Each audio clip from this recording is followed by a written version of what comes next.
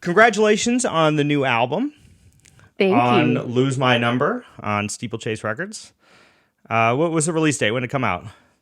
It came out on August 15th, actually. Mm-hmm. But we celebrated the release on September 15th with the live show. Mm-hmm. Did you have a show? Did you have a series of shows planned beforehand and had to switch it over to the live stream format, or have you had? I guess you've had time to plan out the pandemic release. Yeah, I mean, we recorded this album actually a year ago this week. It was actually a couple of days ago. It was October 11th, I believe, 2019. And boy, was it different back then. Sure was. So I did have plans in my head of what I wanted the release to be. And then as time went on, I just discovered that it was going to be a bit different. Sure, no doubt. But it was a great live stream. I was happy to get to catch it. And it was at the where was it? Where was it broadcast from? The live stream was broadcast from the Soapbox Gallery in Brooklyn. And they've been doing live streams for a little while now. They've been putting on shows, right? Yeah, it had just started to really get going, and I noticed that they were doing such a special thing that they had transformed their space, which I'd been to before live, into basically a video studio. And they have their grand piano there, which is beautiful. And the space itself is a converted art gallery. So it's such a good place to make music as it is. And I'd always wanted to play there anyway. I hadn't gotten the chance to before everything shut down. So I was really excited that Jimmy Greenfield gave me the opportunity to bring the band there. And it was crazy to see my bandmates again. It was sure. like we were long lost souls connecting. It was hard not to hug everyone, for sure. Oh, man, sure. Now, we'll get into the nitty-gritty of the record here, but how was it? What was the experience like doing the live stream as opposed to a live concert? Because I know you're well-versed in playing live shows, but did you find it was easy to get into that mindset, or did you struggle with it, or what was the vibe on your end? Well, I was really anxious leading up to the event. I have to say, I mean, even the day of, I was thinking, God, what is this going to be like? Is it going to be a total nightmare, or is it going to be like I remember performing? Because it had been so long. And the second that we started playing together in that room, it was like this electric shock went through my entire body, and I just felt completely enveloped in the music. And yes, it was different not having faces in the audience and not feeling that pulse and energy that you get when you are performing from the audience, but I still felt like there was an energy on the other side. I knew people were there, and that was enough to really get the adrenaline going in the same way that it used to be. And I think just playing with people in the same room again was so exciting that really played into it. However, I don't know if the audience really, it's hard to know if the audience really got the same experience. I doubt they did. I'm sure, I've been watching these live streams, and it's really easy to get distracted, even if something is really keeping your attention. Mm-hmm. Yeah, it's certainly a different thing to be looking at something from your computer screen than it is to be in the room in real life. But I think, you can get into that mindset a little bit. I think that people just forget that this is still a performance. Like, there's still a way of getting into that, Like, when we watch live streams over here, we always try to make it an ordeal. We try to make it a thing. We'll make some cocktails and sit around and, like it's movie night or something and check it out. But that's fun. That's really fun. I know a couple of people did do that. Like, I guess one of my mom's friends said that she, got all dressed up like she was going to a jazz club and tried to really get herself in the mood, so to speak, which I think it does help. And there are so many really interesting ways that people could work to reconnect, but there is something so different about live performance. And it's like, I almost forgot for a moment, I mean, I think it was like, oh, what are we really missing here? it's been so long. What are we really missing? And then I was like, oh, Yeah, that's what right. it is. Yeah. But it was a great experience. It really is the next best thing, I think. Although I have had a lot of thoughts about what a real virtual performance should be. Like, should it just be a live performance broadcast, or should it be something entirely different, an entirely new medium? In many ways, it has become something entirely different. Sure. And some people have done that. In my case, that was not what we did. We just did a live performance broadcast. But I have thought about what we could do to engage the audience a little more. And I tried to include some fun facts about each song and, try to connect the way I usually would, with disparaging remarks about myself, and things like that. Well, give me an example. Like, what might be something we could do without giving away any of your secrets and losing your future fortune on your approach to live streams? Like, can you think of a way that we would like engage the audience in a different way while we're still in quarantine, hopefully for not too much longer? Oh gosh. Yeah, I don't want to give away all my secrets. No, I mean, I guess I'm just thinking about how we can really incorporate people. So, I mean, there's always this, without, getting too much into technology, it's like, and having the idea of I don't know, weird space shows that you could think about with beaming me up, Scotty, and all sorts of things. Yeah. Virtual reality. Virtual reality. Jazz performances. Sure. I mean, that would be ideal. But I think in some ways, just getting more involved in the chat, like maybe not having, maybe having a live show that's not totally planned out, and somehow incorporating the audience in a more musical way. I'll just leave it to your imagination. Sure. I think that's cool. Yeah. Well, hopefully we can get back to normal before too long and we won't have to worry too much about it. But I will say, for all of the negatives of all this, and I think we can find enough of them, I think having been separated from live performance, either whether we're the performers or the audience, I'm sure that it has, let's say, rekindled our appreciation for what it was that we were doing in the first place. Because I'm sure that, like me, you've been performing for decades. I mean, it's just a standard operating procedure. It's every day, every couple of days, a couple times a week, whatever. We're out there playing for people in different contexts. And it's so easy to, this gig was fun. This is not as much fun for whatever reason. And you get caught up in the nitty gritty of it. But you just forget, when that's such a part of your day-to-day life, what an electric experience that is, just to create music. It's almost like sorcery. It's like magic or whatever. And so to get back to that is a big deal. Hopefully we have a newfound appreciation for what that is when we get back to it. I think I totally agree. I think there is that magic that we will go back to appreciate, because we've all complained about that shitty gig and whatever happened on that gig that really wasn't cool. But something that is the most important, I think, is for audiences to remember their appreciation for that. And hopefully they will. I mean, I think that's the key right now is how can we remind audiences of what they're missing, so that when we go back, it is really a different experience. Because I think one conversation that we've all been having a little bit is that we don't want to go back to the same way that things were.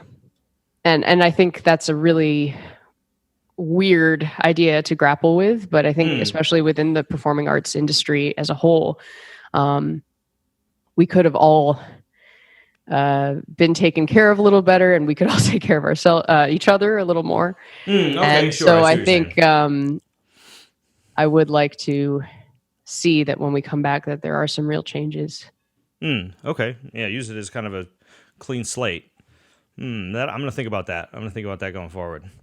All right, Lose My Number, the music of John McNeil with lyrics by Allegra Levy. Now, this is the fourth record you put out on Steeplechase, and it is a departure from the first three, in that now you've taken the very fascinating music of the amazing trumpeter, composer John McNeil, and written lyrics to it. What was the inspiration for this record? I would say it definitely is a departure from the other material, but I have sprinkled little bits of this project kind of throughout because it was something that I always wanted to do. Mm-hmm. Okay. It was kind of like this holy grail challenge that I was looking forward to. The second that I heard John's music, I loved it. And I used to go and watch his band and just hear everything that he was doing and be like, man, I wish there was a spot for a singer in this. I think some of these stories are being told so beautifully musically, but I feel like there's some lyrics here, and there would be melodies that would get into my head. And I would just think like, there's gotta be a lyric for this. And it's not something that I usually would always do. I don't think all music should have lyrics by any means. And there were many of his songs. I mean, I went through so many of his albums. And I have to say that there were some that just, I was like, no, this is not going to work. It should just let it lie by itself. Sure. It's perfect the way it is. Mm-hmm. But there were those few and actually a couple more than what I recorded that I thought, wow, this could be such an interesting process to write lyrics to it. And I started by writing lyrics to Live in Small when I was, I don't even want to put an age, but it was back then. Okay. And actually tweaked them a bit now looking back. But once I did that, I had written lyrics to another one of his tunes for Cities Between Us, which was my second album on Steeplechase. And what tune did you do on did you record it for that? Yeah, that one was called Down Sunday. Okay. And so this has been an ongoing project for quite a while. Well, it has, but I'd never undertaken the whole thing. I'd never attempted to write a whole album's worth of it. And I had the idea for a while, yes. And I was trying to, I kept saying John, hey, we should do this. Hey man, we should do this. And he was definitely into it, but I think it definitely was a collaboration and it's hard, I mean, it's hard to write I know when I write music, it's hard to change anything about it. Sure. So in many ways, we kind of created new entities. Okay. So did you work closely with John on kind of what each of these tunes was going to become in some respect? In some respect, I mean, he was really gracious and really easy to work with on this particular project. There were some moments where I would get really attached to some lines and he'd be like, no, man, you got to throw that out. And I was like, it sounds good. Yeah. He's also not one to, let's say he's an honest guy. He doesn't seem like the kind of guy that would let you get away with something if he thought it was, Oh, for sure. As I say, he's kind of a lose my number kind of guy. And, and I think I'm pretty friendly, but sometimes, I feel the same way. We've all been there. Mm-hmm. He doesn't have time to deal with fools. Sure.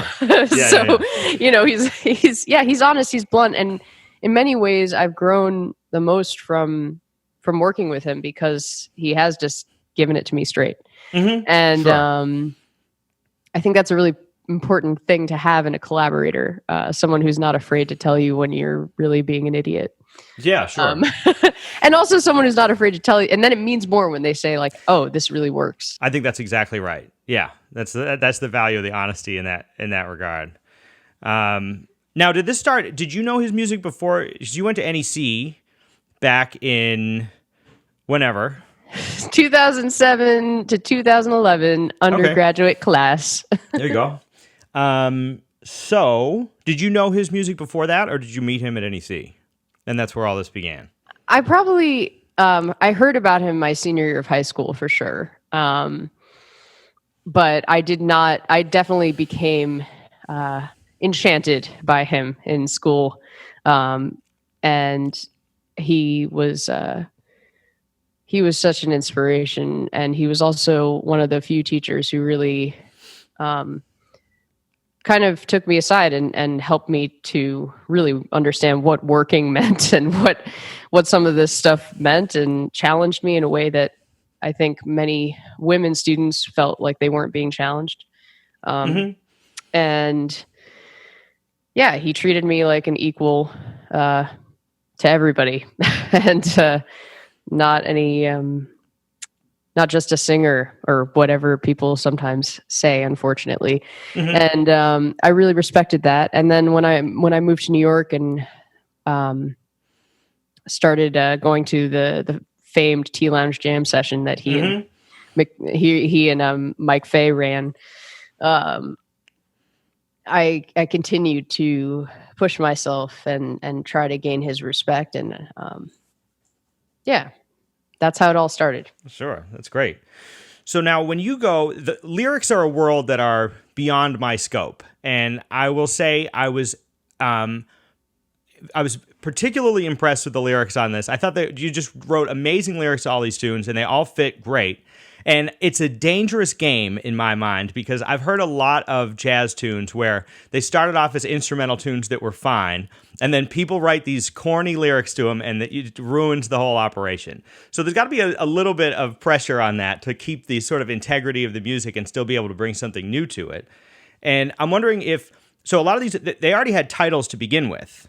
Did you talk to John about what does this song mean in the first place, or did you sort of play around with the titles and the melodies and try to come up with something that would work? Or what's the process involved in something where you're taking melodies that already exist, and sometimes sort of unwieldy melodies in some respects, and turn them into lyrics?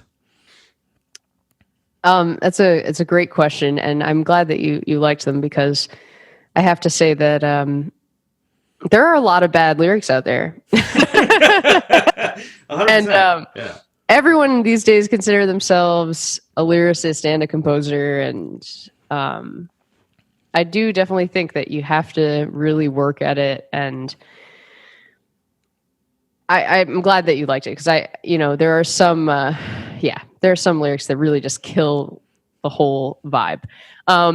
When it comes to writing, I usually write melodies and lyrics kind of simultaneously. Like, ideas for songs kind of come to me in one.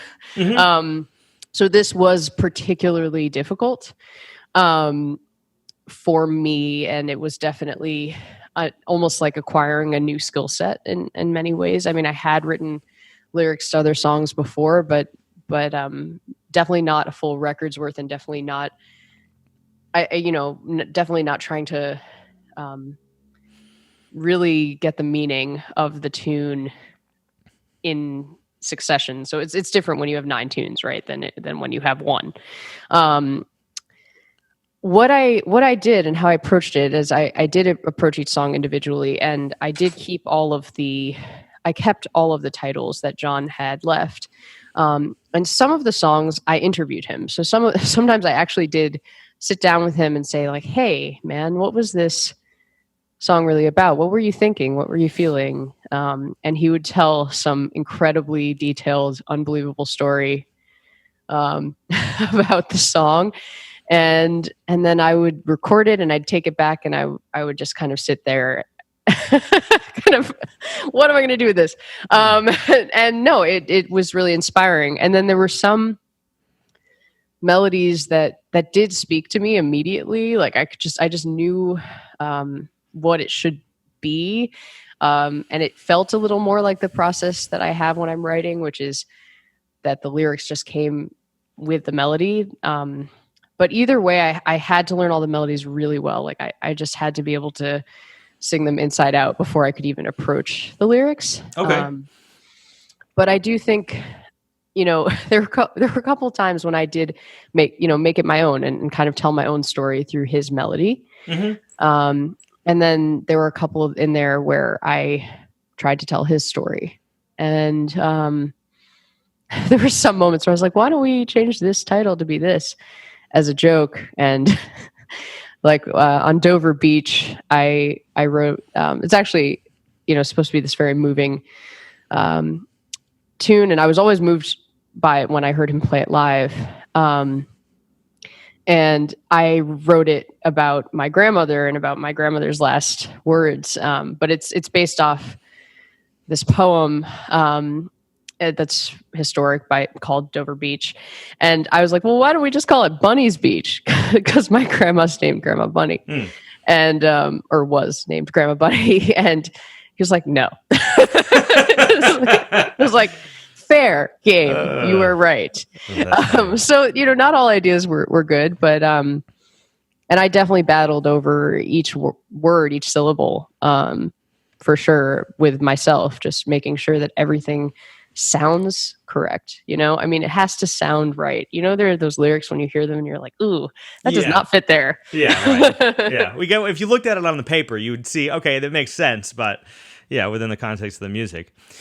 Did you write a number of these and then throw some of them out, or were you just super particular about everything that you did and all of them made the record? Yes. No, I did throw some of them out. I think there were about a few that didn't work. And there's one song that is off of one of his later works that is still kind of haunting me, where I'm thinking like, I really need to write these. I'm not going to say what the song is because I might actually do it someday. Sure. Yeah. But I started writing the lyrics to it, and I couldn't get it. I could not get it. And I love it. It's such a great tune, but it didn't click then, but I think it will eventually. But yeah, there were a couple that didn't quite work. All right, let me rewind a minute. Can you think back to any of the stories that you just have to paraphrase them if you can remember them? But any of the stories that McNeil told about any of the songs in particular that stuck with you and became the content of the music? The most poignant one was, and I have talked about this before, but it was called Tiffany. And he was talking about getting off a gig like really early in the morning and walking down Fifth Avenue and walking by Tiffany's and thinking about his girlfriend, now wife, Lolly, and who was like one of the most amazing women, and she's killing trombone player as well. And Lolly Bienenfeld. And yeah, he was thinking about like, man, I should get her something shiny from this place, but jazz musicians and Tiffany's usually don't go together. And I guess the way he told it was much more eloquent than what I just said. But the way he told it was so touching to me, and it was just really clear that, he felt like he wished he could have bought something for her birthday, and it was her birthday, I think. And something shiny and fabulous for her. But it's always been clear to me that they have like such a special relationship and wouldn't need any of that shit, and sure. So that essence really came out in his telling of the story, and I kind of took that and turned it into that story of longing, the feeling of longing and desire, and something just out of reach, but also that kind of romance of two people really being everything and their whole world for each other. Oh, that's great. Can you think of any others that he had particular tales for, or was it a lot of the titles and try to figure them out? Well, there's a couple. I mean, it's really funny because Samba de Beach, I didn't realize was Son of a Bitch. Ah, yes. That sounds right. Sounds par for the course. That one actually came really at the last minute. I think I wrote it like that was the last one, and it almost didn't even come together. And we ran it once at the actual session before recording it. It was like that one was that's amazing. And it was a really last minute one, but it's actually turned into one of my favorites. It's a great intro to the album. Like, it kicks off strong. It's a great tune. Oh, thank you. Yeah, it is a cool tune, and it's a really cool tune that he wrote. It's tricky, and I was just thinking that it was actually like a beach samba. And then I was like, oh. John was like, no, that's not it. That sounds about right. So I ended up writing this kind of rant about what it was like feeling down about being a musician in New York, which is what I was feeling at the time. And it turned into being a little bit more appropriate as we started going into this lockdown. Yeah.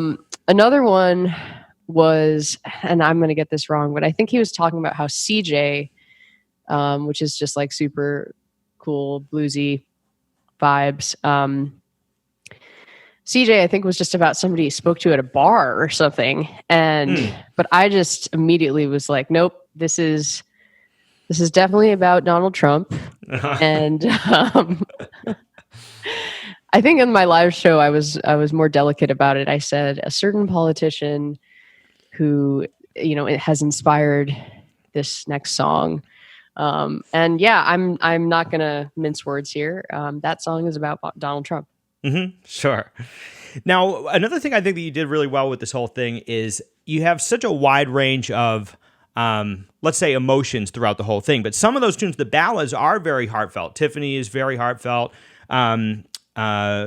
Zephyr, a lot of the beautiful tunes, like you're bringing this kind of depth of emotion to it. But there's also a side to McNeil's music, which is reflective of his own personality, which is hilarious. I mean, the whole thing is that kind of wry, wild sense of humor or whatever. So it's funny to hear about the Samba de Beach thing because it'd be like, I remember, he's got a lot of these things. So for everybody listening, is I studied with him at NEC as well, and I've known his music for a long time. I heard it in high school. I used to go to a record shop in my hometown, and I was checking out, at one time I was checking out Chet Baker and Jerry Mulligan, his quartet. And the guy who owned the record shop says, yeah, okay. He used to do this all the time where I'd come in and try to buy some like classic record. He'd be like, yeah, cool. Okay, but if you're going to check that out, you also got to get this other thing, whatever it would happen to be. And in this case, it was McNeil's East Coast Cool.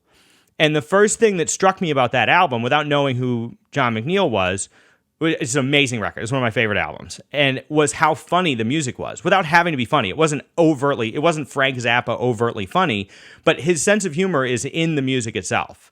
And that taught me a lot when I was a kid, because I was like, man, you think about music as being like, okay, it's happy or it's sad or whatever. Like, but there was a moment where I'm like, this is such a wide possible palette of emotions and all this stuff. But another McNeilism is the classic thing at every New York jam session is, oh, you sound great, man. And he would twist that if he thought that the guy didn't sound any good, but he wanted to make the point, wanted to just say something. He'd go, oh, your sound greats.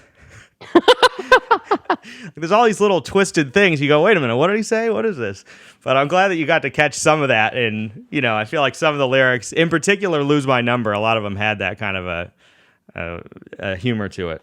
Yeah, I mean, look, John is one of the funniest people I have ever met. And I used to say you should do stand-up. Like, I mean, there's nobody who can do a rant like he can. And I'm always laughing when I'm around him. And I'm glad that it came through to you, because he does have so much fun, and some of his stuff is just silly. I mean, it's just like it, and it's almost teasing you, like the melodies that he's coming up with. The challenge is definitely like, ha ha ha, can you do this? I don't know.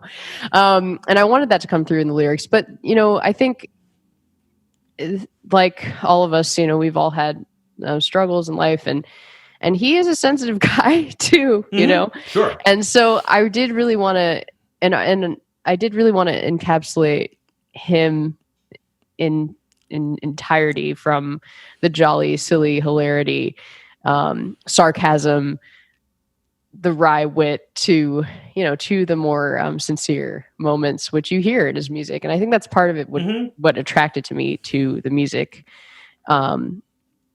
because I think it really becomes this metaphor for everything, and you always want music to be reflecting what you're going through in any day, right? And Sure. And so I think this, hopefully this record does this, but John definitely does that. He, you can be sobbing in 1 second after you're laughing hysterically. So, yeah. Sure. Now, he also made a couple of cameos on the record, which is great. He sounds great, as always. It's cool to have him suddenly come out on his own music. How was that? what was his maybe response, or how was it to work with him in that kind of a setting? Like, did he have how much of a role did he have in the actual recording process, or did he just show up to play the parts?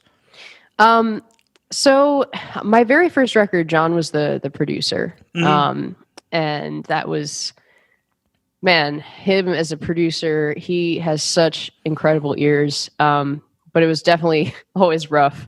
Like, I remember one day I thought I had sung something decently, and he called me up. He says, "You got to go back into the studio and redo this. This sounds like you forgot how to sing." Like, and I was like, okay, thanks. Cool.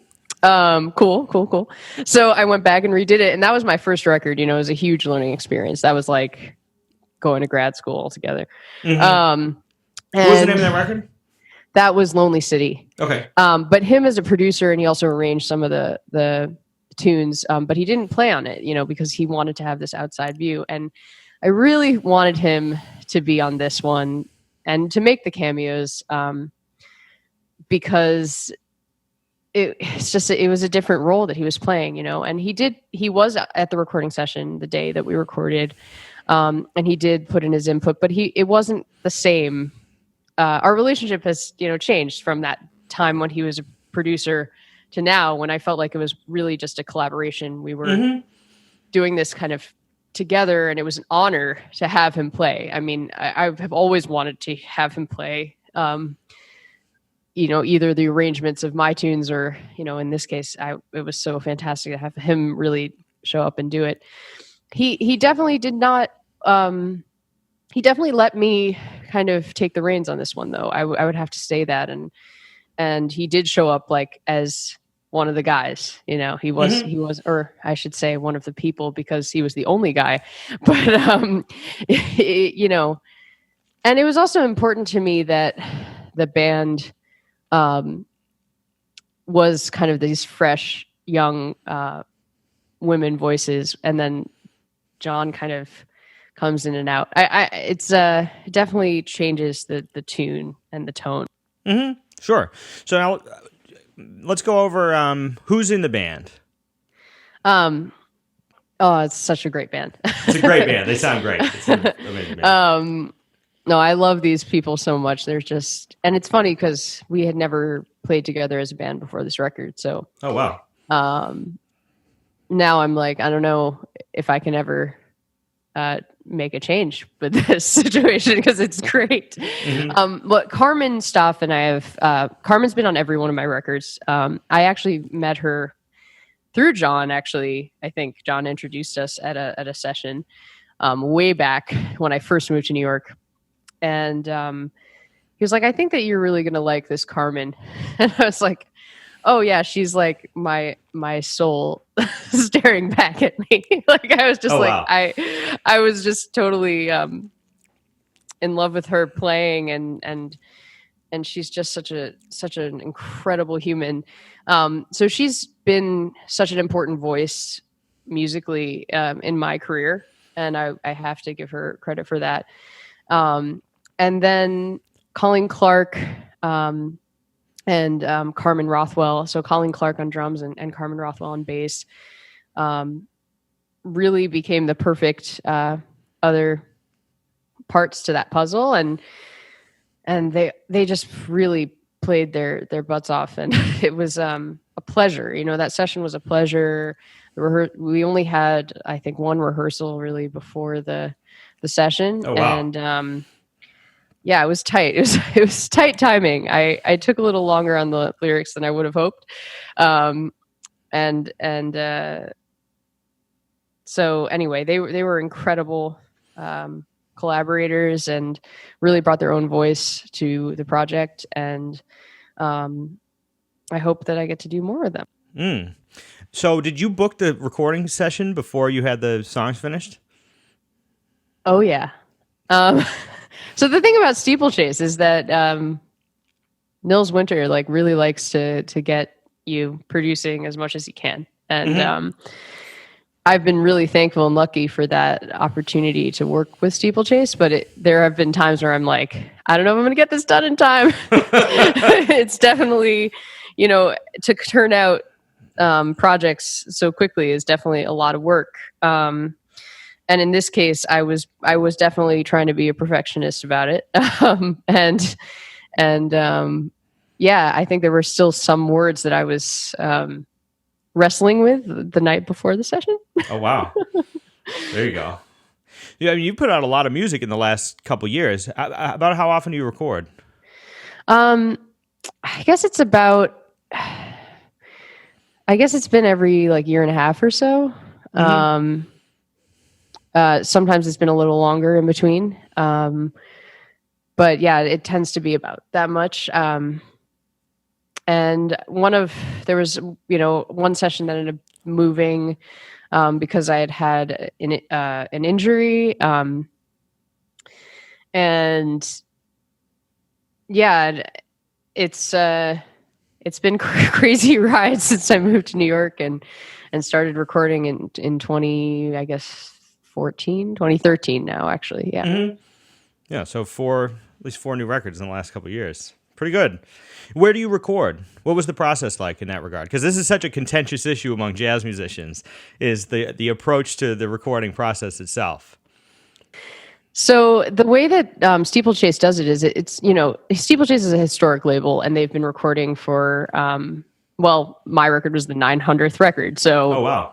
It's been many decades of recording, and I think they're still pretty true to the original process of making things sound and making things as live as possible, being true to the jazz idiom and really not doing this other thing with pop music where everything is so controlled and so meticulously planned out. And so all of my records have been kind of usually like a one day, get in it, play it like you're in a club basically, and get out. And wow. So like this day was like a 6-hour session at Trading Eights in New Jersey. Chris Sully is amazing. He's a great engineer. And yeah, it's a very no frills process in many ways, but I dig it because I think that's how jazz really should be, but there have been moments where I've been like, I would love to do something a little bit more. I like some of the things that technology has brought us for sure. Mm-hmm. But I do like that the soul of the original jazz session vibe. I think it is cool. It's stressful, but it's cool. Sure. So you've got everything is like, give me an idea just of what the room looks like then. Is everybody isolated, or are you all in the same room together? Are you in a different booth, or what's the communication like? Because that's the tricky thing is with improvised music, you have to be enough in the same place that you get the interaction and you get the sort of magic of all playing at once.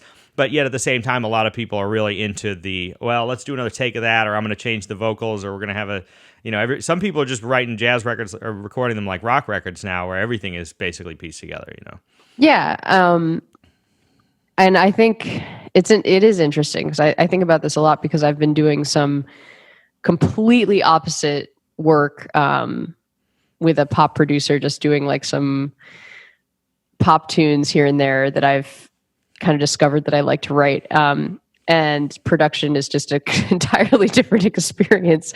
And yeah, in that room, the setup is amazing because it's, everybody's isolated, but you can see everyone really clearly. And so you're pretty close together, but far enough away that there's no bleed or issue. And yeah, it's really nice because you really feel like you're all looking at each other. You can all see each other and you're all in it together. And I do think that's important. And, then I come with these pop tunes and it's like working with this producer and before the pandemic, it was just the two of us kind of arguing over the sound of a bell that was electronic and like, should it be more this type of bell or that type of bell? And, you're just kind of using random noises, machines, and it's still a really cool creative process, but there is something so not human about it. Mm-hmm. Sure. Do you have, I'm going to get in trouble here, so sorry. Do you have a preference for one way or the other? Like, I don't know, what's your feeling on it? Well, I said I was going to make some trouble here. I don't know. So no, I I don't know. I mean, I do. I think there is an element of jazz musicians liking control and liking things to sound a certain way, which is funny because there's so much that can go wrong at any second in any jazz situation. Mm-hmm. But I think I like kind of a mix. I think I really do see the value in being able to go into a room and just play down your record and being that kind of musician.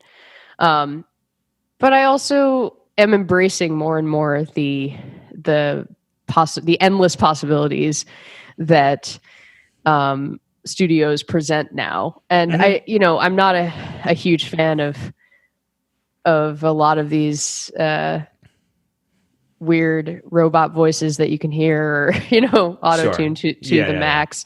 And I really like to have as much humanity as possible in the record, but there's always some advantages for sure that it's like, oh, that's cool that we could just fix that. We could just fix that. Sure. Yeah. Boop. New thing. So you did the whole record in a day? Yeah. I did a few fixes after the fact. By myself. But it really was, the entire thing was down in a day. That's amazing. And with relatively limited rehearsal. Yes. Wow. That's awesome. I would have loved to have more rehearsal, of course, but it was just the timing of everything. And then you come to the live stream and we literally did a Zoom rehearsal. Oh, wow. What is that, just running through the stuff? How do you even do that? Yeah, I didn't know what to do really. I said, we're going to figure it out. We talked through every tune. It was a very verbal thing and Sure. not a musical rehearsal really. I did say be near your instruments just in case somebody wants to play something as an example but and it did help immensely to have that kind of dedicated talk through time. And then we walked in and we ran everything once through and then we did the show. Wow. So it's definitely changed the game, because we didn't, a lot of us were either with a partner who was at risk or high risk individually. So we just didn't want to take any risks. I definitely did not want any of my dear favorite musicians to somehow get exposed or get sick because of this gig. I mean, it meant so much to me to be able to play, but it's not worth risking your life for. Sure. So yeah, we did a Zoom rehearsal and there's value to that for sure. But I did miss the being able to really dig in. Oh, sure. I mean, under the most ideal circumstances in New York, trying to put a band together to rehearse is hard enough as it is.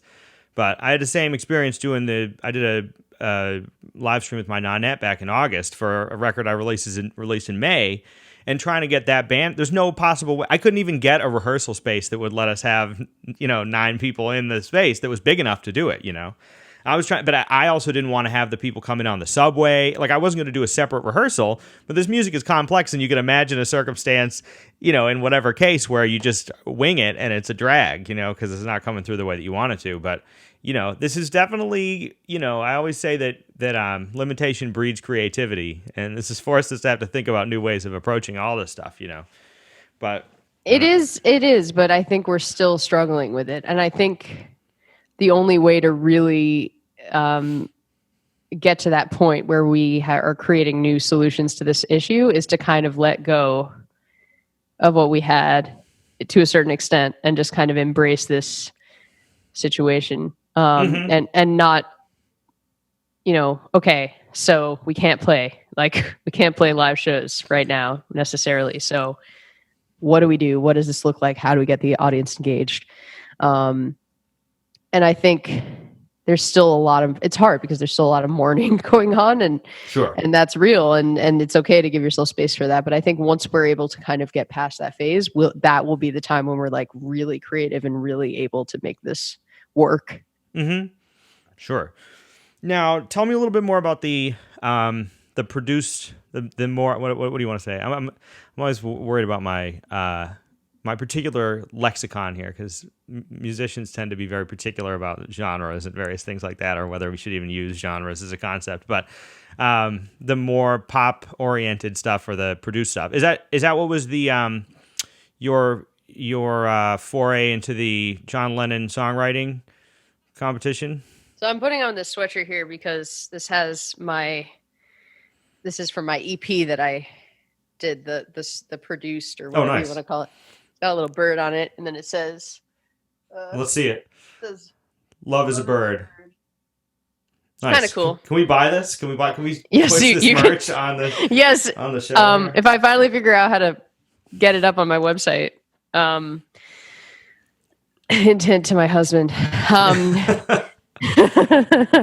No, the production stuff is crazy, and it's so different from anything I've done. I mean, I've always been writing really silly, simple, random stuff over the years, but it wasn't stuff that I felt like I could show the light of day to anyone who at NEC. Okay. Why? Are you going to get in trouble? Are you going to get in trouble from the jazz nerds? Yeah, it was just like so anti-jazz nerd on every level. But I've kind of embraced the fact that that I like writing these really simple kind of poppy tunes as well as more complex jazz things, and it's just like totally fun to have two sides that are completely different. And I mean, definitely one informs the other. I don't think the tunes are like completely simple because of my jazz education. But yeah, I started writing some pop stuff probably in high school, and I like "Love is a Bird" was like a chorus that I was, playing on the piano. Really, playing is not the right word. It was like banging on the piano when I was like 17. And that record, that whole EP was, it was kind of like a feminist rant project, which I guess you could say "Lose My Number" was as well. But anyway, it was just kind of a fun thing. And then what happened, I started writing music for my friend's short film, and called "The Astronaut Hour" by Leslie Gauthier. And I wrote that music to that film, and one of the songs won Best Original Song and for the International Independent Film Awards. Oh, wow. And then I was like, maybe I should keep trying this. And then I was connected through Michael Perez Cisneros, who's the engineer at Big Orange Sheep, who I've worked with for years, doing personal stuff,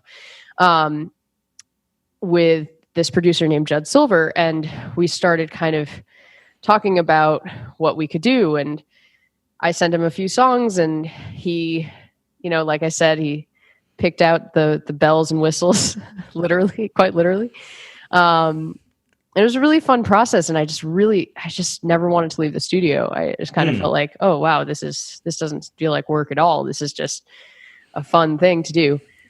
And then during the pandemic, I was quarantined for a while with my 18-month-old niece, Diana, and I was kind of playing ukulele, and I was singing silly songs to her, and I wrote this child song about washing your hands. It's like a very silly, simple thing. But it was really an attempt to try to get kids and even adults to respect the idea of washing your hands and all the preventative things, and get something stuck in your head so you're reminded.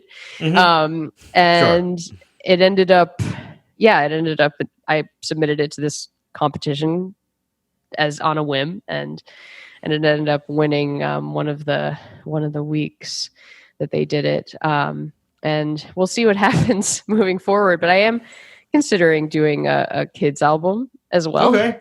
Cool. I don't have anything quite concrete yet for it, but I think there's always versatility. There's always fun to be had, and it's really exciting to kind of explore all sorts of genres. Sure. Now, what's the process in writing the pop music then? If you're, I don't know if I want to, that seems so, I wish I had a better name for it. I never know because sometimes once you get into the electronic music world or even electronic versus electric music, I never know how important genres are. But let's say is that fair? The more popish music, are you then writing the song, the chords and the songs and what have you, and then the producer then is, remind me his name again? Okay. Is then putting together the arrangements, or is it a super collaborative thing, or how does that all, how do you think about that? I basically write the melody, the lyrics, the changes, and I kind of have a pretty clear idea of an arrangement. And I send him a pretty crappy recording of me doing all of that, usually with my iPhone. And then he'll kind of send me a skeleton back of what he's thinking and hearing, and we discuss what textures and instrumentation and sounds that we're kind of hearing.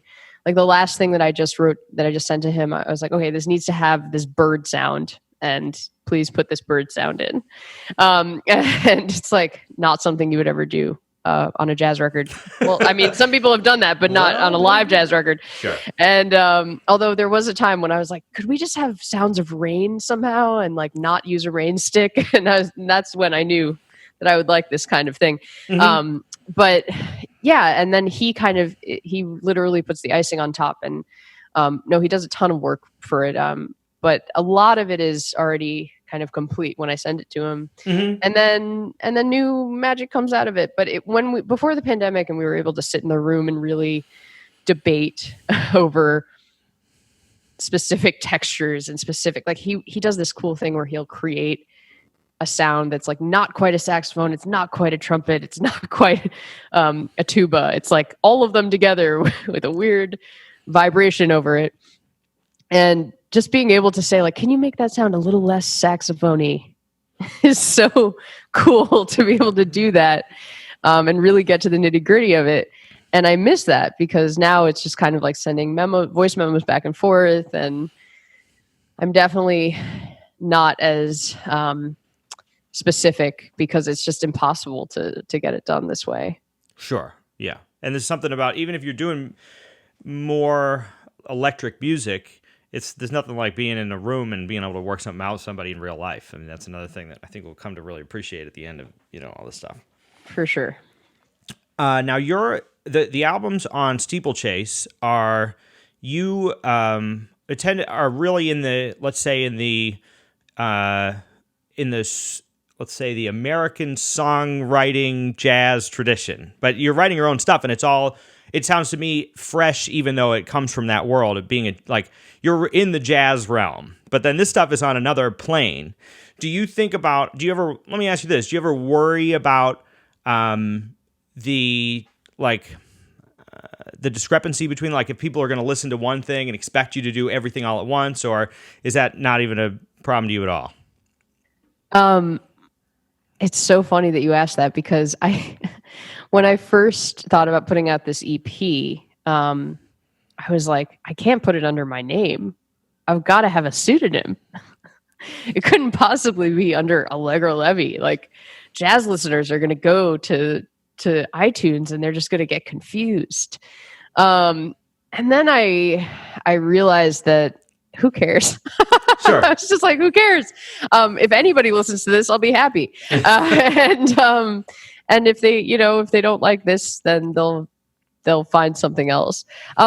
I definitely think it's weird to mix so much, but I think the truth is that I have never been. When I went to NEC, I really put myself in kind of a box of like what I was going to be. Like, I am a jazz singer, and this is what a jazz singer does, and this is what a jazz singer is. But it's just not the case. I think being versatile is the only way to survive, and it's just not realistic, at least not for me, to only do this one thing forever and ever. And I'm starting to come to terms with that. I mean, it's definitely a struggle. It's like, oh, I have this kids song now too. Like, what does that mean? But oh gosh, I'm blanking on which singer this is. I was going to say there's this one singer who has like the most versatility of all time in terms of what she's done in her career. And I can't think of what her name is. It may come back later. It may come back later. But in some respects, that's even maybe I haven't really thought about this, in this particular setting, but it's kind of it's a jazz tradition a little bit to be able to change with the times and to be able to come up with new things. I mean, I don't think of Herbie Hancock and being like, well, there's Miles Davis, Herbie Hancock. I mean, you think about the styles are different, but then there's Chameleon, and then there's like whatever, like modern day, whatever. But it's the same lineage or whatever. Just as a person, it's all his own. Oh, voice. For sure. I think even within jazz itself, I would even say within my first record to this last one that I just put out, Lose My Number, there's a huge difference in terms of what is happening. It's definitely more improvised and more kind of a little bit less accessible in many ways to the average listener. I think historically musicians have always changed with the time. It's part of what we're all good at. But there has been this debate often about like how you brand yourself. I think like branding becomes such a weird thing these days. I think it's partially because of the social media thing where it's like, oh, is that on brand? And it's definitely something that gets into your head. But I mean, that is a really good reminder that basically all of the great jazz artists did change with the times, for sure. We also find ourselves in a particularly challenging moment in that back in 1965, there was somebody at the record label whose job it was to brand you, and you would show up and play the songs, and they would say, there's a lot less freedom to that if you wanted to go in a different direction or whatever. But so much now of the business side of it is on us, even to raise the money sometimes for records, or it depends on how you do it. Certainly to market your own thing, it's all on our shoulders. So all of a sudden, all this stuff that I think I can't speak for everybody, so maybe this is, you could speak to it, but I think most people would just rather play the music and write songs and be creative and let other people do the business thing. But here we are in this world where it's on us now. Like we have to think about that to some degree. Yeah, we're the producer, the manager, the marketing person, often sometimes even the publicist to some degree. And we are doing a lot of the job of the label for sure. But I think in many ways, you're right. It is incredibly difficult. And there have been so many moments where I'm like, man, can't I just focus on the lyrics of this tune and not worry about all the business? But in other ways, we really frees us up to do what we really want. And to be kind of brandless in a way. Sure.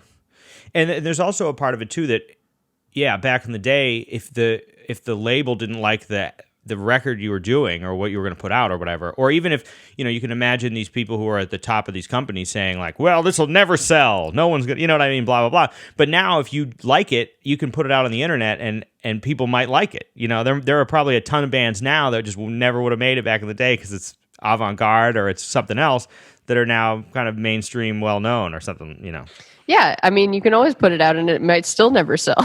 Sure, and often will not, and that's fine. No, you're right. It's I'm just kidding, but I mean, am I? I don't know. But it's the internet is definitely a wild place. Sure. Now, do you have so I guess you've been working on this last record for a little while, or at least you had a deadline, you got through it. Now, do you have a regular work, let's say, schedule, or how do you think about creating new stuff? Oh, geez. That's a tough one. I think I would definitely be more productive if I had a concrete schedule on how to create new stuff. Man, I know that feeling. I do a lot of other work other than music, too. I am lucky that I've been working doing some arts administration for this great nonprofit called International Society for the Performing Arts. And then I've also been working at the Women in Jazz organization as part of their leadership team. And I've also been volunteering at for this organization called ECPAT USA, End Child Pornography and Traffic. And I've been working with them to to create a song contest, actually. Oh, wow. Which is kind of it just launched recently, and it's a national song contest to try to get their new anthem out to spread awareness about their cause. So I do a lot of things on top of music, and so when I do sit down to kind of play ukulele and spend time to write, it's like very cherished time. It's very sacred time. Okay. But I will say that it doesn't always, it's not always, I haven't been that productive lately. I think it's been really hard in a musical sense. It's been weird for me. I definitely have not been as productive as I would hope when it comes to writing. I used to have a method where I would just sit down, try to get something written as much as possible, any day, just try to get at least something down, some idea, to keep the creative juices flowing. But these days, I don't want to be depressing, but it's just like these days, sure. It's like I keep staring at my ukulele and I'm like, I don't know, man. I don't know what to do with this. But I think it does make that the time when I do play that I am writing, and I did just finish a new tune. I actually did write kind of an anthem for ECPAT, kind of in honor of ECPAT, because I created the song contest, so I'm not entering it. Mm-hmm. But I've just been working on probably more pop related stuff right now. Mm-hmm. I don't know if that really answered your question. Yeah, but anyway. Sure. Yeah. Everybody's got I think the most fascinating things about talking to people in this kind of a format is, and you'd expect it, but everybody has such a different musical voice, and similarly, everybody's approach is so different. And that's what makes it interesting. That's what makes each individual person who they are. Their process is their own process. So some people have you might have, who knows? I mean, it's just what it is that propels you to make the music. And I think there's a lot to be said too. And I think a lot of musicians who are coming up, a lot of people who are in music school maybe forget about this, but to having those external not activities makes it sound like you're in middle school, but you're to be able to work in all these fields and have this sort of wide breadth of different things that you're working on that you're passionate about, I think lends a lot to the music because it gives you a new perspective rather than just like, well, I did all my theory stuff and this is what came out, Oh, for sure. I mean, sitting in a practice room is great, but and I definitely miss those times where I'm like alone in a practice room with the kind of crusty feelings of those practice rooms in NEC before they were redone, and the smell of the carpets being never cleaned and stuff. Now it's like so beautiful. I'm like, oh, I wish we could have gone there now. But yeah, I think that was definitely one of my most prolific times in many ways. But now what I'm coming up with definitely has more of a worldview for sure. And it's not just this kind of internal struggle of like what I'm thinking about in my little head. It's really, I constantly thinking about everything, the world. Sure. And yeah, I mean, sometimes inspiration does strike me when I'm walking home from one of these long ass days and I'm on the street and I'm like, thank God I have voice memos, because I'm just like going to be singing, with my mask into my phone and just like quietly in a corner. Yeah, right. Oh, just came up with this idea. I have to write it down right now. But and then I get home and I get to scribble it down. But sure. I don't know, whatever ends up seeing the light of day is another question. Sure, but at least you got it someplace. New York's a perfect place for that too. New York is the place that you can live and you can be walking down the street and have somebody duck into an alley and start singing into a field recorder or whatever it is. Everybody knows exactly what's going on. And you're like, oh no, you look completely insane, but maybe you're not really actually one of the crazy people. Right, exactly. No, you're here for a reason. Yeah. Now, real quick, so go back. Those 3 organizations that you mentioned, so people can learn more about them if they want to. Oh, sure. So, I mean, one of the big ones that I think jazz listeners would be into is WeJo, Women in Jazz Organization. And we've just launched our mentorship program where our main goal was really to work towards equity and inclusion and help young women, specifically young women of color who are going through this time, during COVID and in programs that may not give them the resources that they need and the support that they need to really show that they can do this. So that's part of what Wejo's main goals are right now. And it's been great to serve with Tahira Clayton and Roxy Koss with that. And then my more of like my day gig, but it's become, definitely a passion of mine is the International Society for the Performing Arts. And it's cool because it's this huge global network of all these performing arts professionals. And it really gives me this different view of what really goes into, the manager, the representative, what really goes into creating our world of arts that we have, and how do we sustain it. And there have been a lot of fascinating conversations that I've gotten to hear from all around the world, mostly over Zoom.